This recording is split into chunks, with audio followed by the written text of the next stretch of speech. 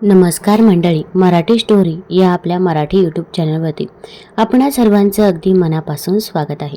तुम्ही कधी मध्यरात्री जागे झाला आहात आणि अचानक स्वतःला असा प्रश्न विचारला आहे का, ज्याने तुम्हाला आतून हादरवून सोडलं आहे?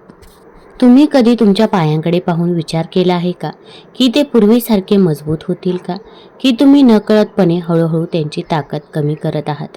हा प्रश्न ऐकायला साधा वाटेल, पण त्यामागील सत्य इतकं भयावह आहे की जर ते वेळेवर समजलं नाही तर एक दिवस आयुष्यभर तुम्हाला आधार देणारे तेच पाय अचानक तुम्हाला आधार देणं थांबवू शकतात.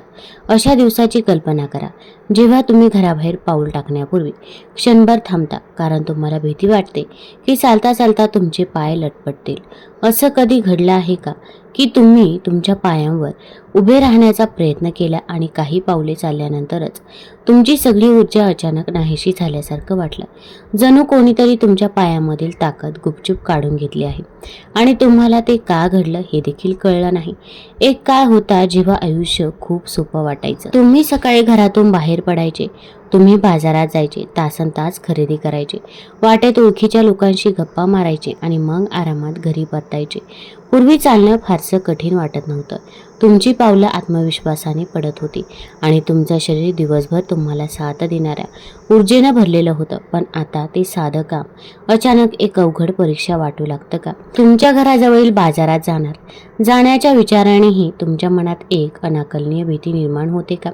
थोडं अंतर चालल्यानंतर तुमचे पाय जड वाटतात का? तुमचा श्वास जलद होतो आणि जणू काही तुमचं शरीर तुम्हाला पुढे चालणं थांबवण्यास सांगत आहे. असं वाटतं का? हा केवळ थकवा नाही, हे एक असं लक्षण आहे ज्याकडे लोक अनेकदा दुर्लक्ष करतात, पण हे तुमच्या शरीरातील एका खोलवरच्या समस्येकडे निर्देश करतं. सकाळी उठल्यावर तुमच्या पायांना तळव्यांमध्ये, घोट्यांमध्ये किंवा गुडघ्यांच्या आसपास विचित्र वेदना जाणवते का? जणू काही रात्रभर तुमच्या पायांवर जड ओझे लादले गेले आहे असं वाटतं का? अंथरुणातून उठल्याबरोबर तुमच्या पायांमध्ये ताठरपणा आणि वेदना सुरू होते, जी हळूहळू दिवसभर तुमच्यासोबत राहते. दिवसाची सुरुवात अशा थकव्याने होते ज्याचे कोणतेही स्पष्ट कारण दिसत नाही. अनेकांसाठी ही केवळ एक शारीरिक समस्या नाही, ते हळूहळू त्यांच्याकडून जीवनातील आनंद हिरावून घेतं. जेव्हा मुलं किंवा नातवंड हसत खेळत तुमच्याकडे येतात आणि म्हणतात, आमच्यासोबत बसून खेळा, तेव्हा तुमच्या हृदयामध्ये कळ येते का? तुम्ही हसून काहीतरी निमित्त सांगता का? कारण जमिनीवर बसल्यानंतर उठणं किती कठीण असू शकतं हे तुम्हाला माहीत असतं. जेव्हा घरातील सदस्य बागेत फिरायला जाण्याबद्दल बोलतात, तेव्हा थोड्याशा चालल्यानंतर तुमचे पाय लटपटतील, या भीतीने तुम्ही ग्रासले जाता का? हे छोटे क्षण जे एकेकाळी जीवनातील सर्वात मोठा आनंद होते, हळूहळू नाहीसे होतात. आणि सर्वात दुःखद गोष्ट ही आहे की तुमच्या शरीरासोबत असं का घडत आहे हे तुम्हाला समजत नाही.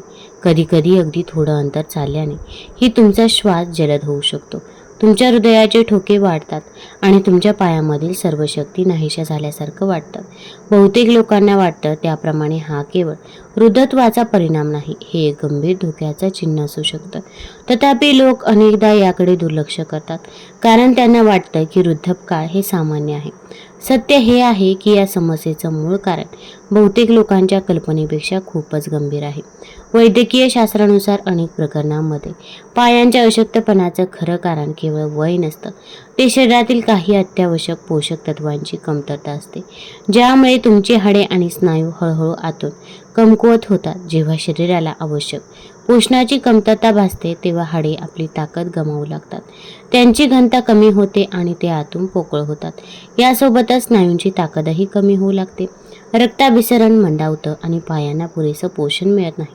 परिणामी पायांमध्ये जडपणा, थकवा, वेदना आणि ताठरपणा यांसारख्या समस्या हळूहळू वाढतात. सर्वात भीतीदायक गोष्ट ही आहे की ही संपूर्ण प्रक्रिया खूप हळूहळू घडते, ती अचानक घडत नाही. अनेक महिने आणि वर्षांमध्ये हे बदल शरीरामध्ये शांतपणे घडतात आणि आपल्याला त्याची जाणीवही होत नाही. आपल्याला फक्त जाणवतं की आपल्यात पूर्वीसारखी ताकद राहिलेली नाही. पण का खरं? कारण आपल्या आकलनापलीकडे आहे. पण या कथेत एक असा भाव आहे जो तुम्हाला आश्चर्यचकित करू शकतो. या समस्येचे समाधान लोकांना वाटतं तितकं गुंतागुंतीचं नाही. त्यासाठी नेहमीच महागडे उपचार, तीव्र औषधे आणि गुंतागुंतीच्या वैद्यकीय प्रक्रियांची आवश्यकता नसते. बऱ्याचदा उपाय आपल्या स्वयंपाकघरामध्ये आढळणाऱ्या साध्या सुध्या पदार्थांमध्ये जड दडलेला असतो, ज्याकडे आपण सामान्य समजून अनेकदा दुर्लक्ष करतो. भारताच्या पारंपरिक आहार संस्कृतीमध्ये अनेक नैसर्गिक पदार्थांचा समावेश आहे, ज्यांच्यामध्ये शरीराला पुनर्जीवित करण्याची विलक्षण क्षमता आहे. योग्य प्रकारे सेवन केल्यास ते केवळ हाडे मजबूत करण्यास मदत करत नाही, तर स्नायूंना पुनर्जीवित करण्यात आणि रक्ताभिसरण सुधारण्यातही महत्त्वाची भूमिका बजावतात. हे नैसर्गिक पदार्थ कालांतराने कमजोर झालेली शरीरातील शक्ती हळूहळू पुन्हा मिळवण्यास मदत करू शकतात. ते पायांचा ताठरपणा कमी करू शकतात, सूज कमी करू शकतात आणि चालण्यामुळे येणारा थकवा देखील कमी करू शकतात. अनेकांसाठी हे बदल इतके लक्षणीय असतात की त्यांना थोड्याच वेळात अधिक हलकं आणि उत्साही वाटतं. आजच्या या व्हिडिओतून आपण 5 शक्तिशाली भारतीय सुपरफूड्सवर चर्चा करत आहोत, ज्यात पायांची ताकद पुनर्जीवित करण्याची क्षमता आहे. हे असे पदार्थ आहे जे आपले पूर्वज वर्षानुवर्षे वापरत आले आहेत, परंतु आधुनिक जीवनशैलीमध्ये आपण त्यांना हळूहळू विसरत आहोत. पण केवळ या पदार्थांची नावे जाणून घेणं पुरेसं नाही. योग्य वेळ, योग्य प्रमाणात आणि योग्य पद्धत जाणून घेणं तितकंच महत्त्वाचं आहे. चुकीच्या पद्धतीने सेवन केल्यास ते अनेकदा अपेक्षित फायदे देत नाही. शिवाय काही सामान्य चुका आहेत ज्या लोक नकळतपणे करतात, ज्यामुळे शरीराला फायदा होण्याऐवजी नुकसान होऊ शकतं. म्हणूनच हा संपूर्ण विषय समजून घेणं महत्त्वाचं आहे, कारण जर तुम्ही अपूर्ण माहितीसह या प्रक्रियेकडे पाहिलंच तर तुम्हाला अपेक्षित परिणाम मिळणार नाही. तथापि जर तुम्ही या संपूर्ण विश्लेषणाचा काळजीपूर्वक विचार केला तर तुम्हाला तुमच्या शरीराबद्दल एक असं रहस्य सापडू शकतं, जे तुमची जीवनशैली पूर्णपणे बदलू शकतं. पुढे जाण्यापूर्वी माझी एक महत्त्वाची विनंती आहे. जेव्हा तुम्ही हे ऐकत असाल तेव्हा तुमचे अनुभव फक्त स्वतःपुरते मर्यादित ठेवू नका. तुम्ही सध्या भारतातील कोणत्या शहरातून, गावातून किंवा खेड्यातून हा व्हिडिओ ऐकत असाल हे मला कमेंट बॉक्समध्ये नक्की सांगा. तसेच जर तुम्हाला हाडांची कमजोरी, सांधेदुखी, थकलेले पाय किंवा शारीरिक ऊर्जेबद्दल काही प्रश्न असतील तर ते नक्की लिहा, कारण कधीकधी एका व्यक्तीचा प्रश्न हजारो लोकांच्या मनात दडलेल्या त्याच प्रश्नाचे उत्तर बनतो आणि हे ज्ञान एखाद्याच्या आयुष्यामध्ये मोठा बदल घडवून आणू शकतं.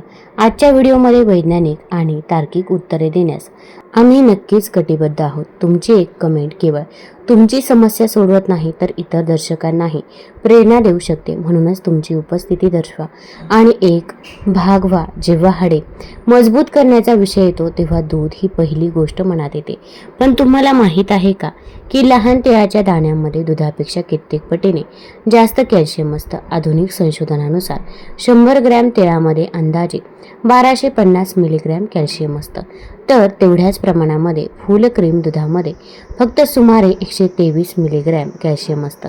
म्हणूनच ज्यांना दूध पचत नाही त्यांच्यासाठी तीळ एक वरदान आहे. कॅल्शियम व्यतिरिक्त तिळामध्ये मॅग्नेशियम, फॉस्फरस आणि झिंक यांसारखी खनिजे भरपूर प्रमाणामध्ये असतात.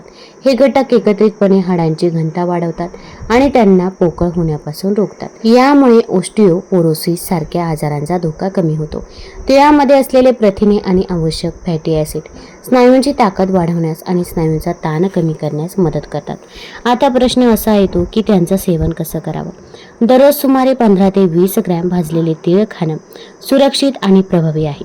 ते पूर्णपणे चावून खावे, जेणेकरून शरीर प्रत्येक कण शोषून घेऊ शकेल. तुम्ही ते नाश्त्यासोबत किंवा दुपारच्या जेवणासोबत 1 तासाने खाऊ शकता. विशेषतः हिवाळ्यात तीळ आणि गूळ याचं मिश्रण अधिकच फायदेशीर ठरतं, कारण तिळातून कॅल्शियम आणि गुळातून लोह मिळतं, जे निमिया टाळण्यास मदत करतं. तीळ स्वभावाने अल्कधर्मी असतात. ते शरीरातील अतिरिक्त आम्ल कमी करतात आणि संधिवाताच्या वेदनापासून आराम देतात.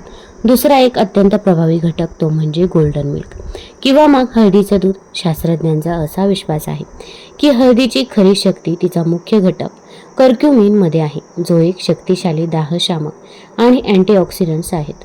वाढत्या वयानुसार जुना दाह वाढतो, जे सांधेदुखी आणि सांधे आखडण्याचं प्रमुख कारण आहे. कर्क्युमिन या दाहाच्या मुळापासून सामना करण्याचे काम करते. हळदीचे दूध तयार करण्यासाठी झोपण्यापूर्वी 1 ग्लास दुधामध्ये अर्धा चमचा हळद मिसळा. ते अधिक प्रभावी बनवण्यासाठी त्यात चिमूटभर काळी मिरी पूड घाला. मिरीमधील पायबेरिन शरीराद्वारे कर्क्युमिनचं शोषण 2000% वाढतं. जर सांधेदुखी जुनाट असेल तर थोडी सुंठपूड देखील घालता येते. लक्षात ठेवा, कमी रक्तदाब किंवा पित्ताशयाच्या समस्या असलेल्या लोकांनी हळदीचं सेवन मर्यादित प्रमाणामध्ये आणि केवळ तज्ज्ञांचा सल्ला घेतल्यानंतरच करावं. तिसरा महत्त्वाचा पदार्थ आहे तर ते म्हणजे मोड आलेले चणे किंवा मोड आलेले मूग. आपले पूर्वज म्हणायचे की मोड आलेले चणे खाल्ल्याने घोड्यासारखी ताकद येते आणि विज्ञानही याला दुजोरा देतं। मोड आलेले धान्य प्रथिने आणि लोहाचा साठा आहे, जे विशेषतः ज्येष्ठ नागरिकांमध्ये शारीरिक अशक्तपणा कमी करण्यासाठी उपयुक्त ठरतात। स्नायूंची निर्मिती आणि दुरुस्तीसाठी प्रथिने आवश्यक असतात। त्यातील लोहामुळे हिमोग्लोबिनची पातळी सुधारते, ज्यामुळे पायांना होणारा ऑक्सिजनयुक्त रक्ताचा पुरवठा सुधारतो। जेव्हा रक्ताभिसरण चांगलं असतं तेव्हा पायांमधील बधिरता, मुंग्या येणं आणि जडपणा हा आपोआपच कमी होतो। मोड आलेले चणे आणि मूग, चिरलेला कांदा, टोमॅटो, लिंबाचा रस आणि सैंधव मीठ एकत्र करून तुम्ही एक पौष्टिक सलाड देखील तयार करू शकता। याचे सकाळच्या जेवणात सेवन करा। जर तुमची पचनसंस्था कमजोर असेल तर सहज पचनासाठी त्यांना हलकंसं वाफवून घ्या। चौथा आवश्यक पदार्थ आहे तो म्हणजे बदाम। बदामामध्ये कॅल्शियम, मॅग्नेशियम आणि आरोग्यदायी चरबी भरपूर प्रमाणामध्ये असते। मॅग्नेशियम हाडे पोलादासारखे मजबूत करतं आणि स्नायूंचं आकुंचन नियंत्रित करून पायांची पेटके कमी करतं। सकाळी 5 ते 6 बदाम रात्रभर भिजवून साल काढून दुधात मिसळून खा। जर चावायला त्रास होत असेल तर तुम्ही ते दळून दुधासोबत देखील घेऊ शकता। पाचवा आणि सर्वात जादुई घटक म्हणजे मेथीचे दाणे। आयुर्वेदामध्ये मेथीला सांधेदुखीवर रामबाण उपाय मानला गेला आहे। संशोधनातून असं दिसून आलं आहे की मेथीचे दाहक विरोधी गुणधर्म सांधिवात आणि गाऊट नियंत्रित करण्यास आश्चर्यकारक काम करतात। 1 चमचा मेथीचे दाणे 1 ग्लास पाण्यामध्ये रात्रभर भिजवून ठेवा। सकाळी सर्वात आधी पाणी प्यावं आणि मेथीची दाणे चावून खावेत। यामुळे केवळ हाडेच मजबूत होत नाही तर पचनक्रिया आणि रक्तातील साखरेची पातळी ही संतुलित राहते। गर्भवती महिलांनी मेथीचे अतिसेवन टाळावे, कारण त्यांच्या शरीरामध्ये उष्णता निर्माण करणारा प्रभाव असतो।